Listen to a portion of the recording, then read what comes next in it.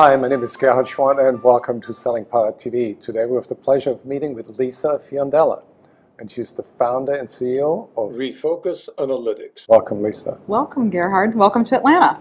Thank you. You're a data specialist, and I'd like your answer to one quick question. Okay. Why is data so important all of a sudden in analytics?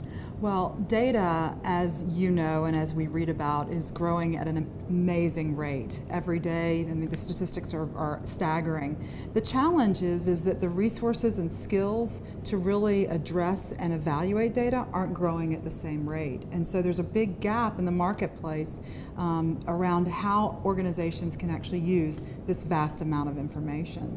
So tell us, at a 35,000-foot level, when you look down on the territory that people can map with data, what should I be looking at?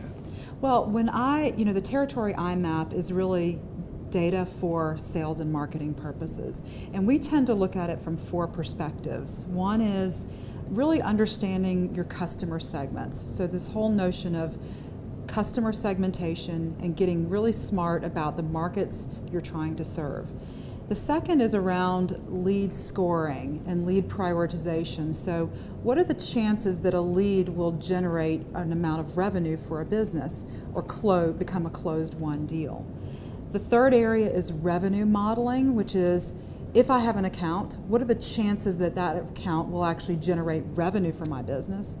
And then the fourth area that people often forget about is around customer retention and attrition. And this is where we ask the question about, is a customer likely to stay with your business, or are they highly likely to leave?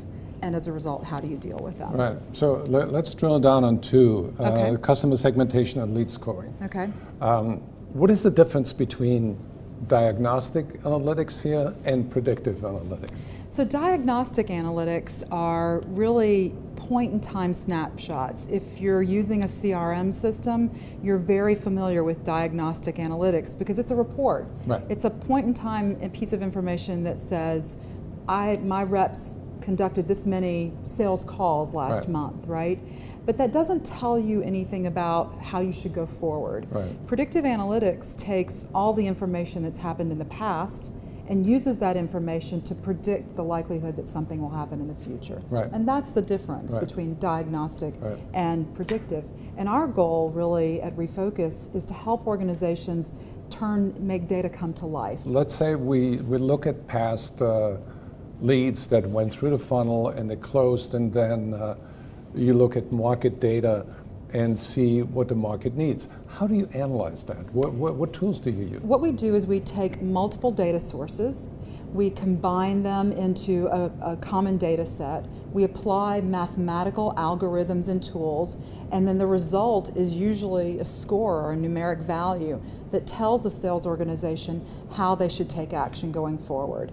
So then you can tell the sales manager to send salespeople only after leads that have a certain score. Right, correct? Exactly, Okay. right. So in the lead scoring scenario, if a rep has 500 leads in their portfolio and only 300 of them matter, but we still want to rank the 300, which is the first one they should go after. So a lot of sales managers that I talk to, they want to go from a reactive organization to becoming a predictive sales organization. Right. And you talked about revenue modeling. How does that work?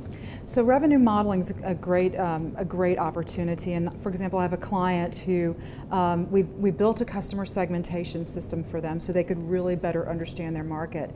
And the second step in the process was modeling for revenue. So in this particular example, we took 5 different data sources. We looked at them to determine what the chances are of an account generating a certain amount of revenue. And then those predictions were layered back into the selling process. And the sales managers then managed to that, right? They were working with their reps to make sure they were focused on the highest revenue generating opportunities. And in this example, one of the interesting things was because we had segmented their business, we were able to create selling strategies by segment. So they were giving the right message to the buyer so they were most likely to buy the product. So actually, in this particular case, their revenue increased, and actually sales rep satisfaction was greater. So what you're saying is you not only need to analyze buying behavior, but also selling behavior, and then move to prescriptive analytics and telling salespeople how to approach those different segments. Right. Yeah. So you know, the predictive piece is really important, but you've got to layer on the prescriptive piece as well, which is then how do you execute against it? Because just the analytics for the sake of analytics is just more data, right? And we're trying to make sense of data. Well, thank you, Lisa. For anybody who would like to get more information, click on the link below.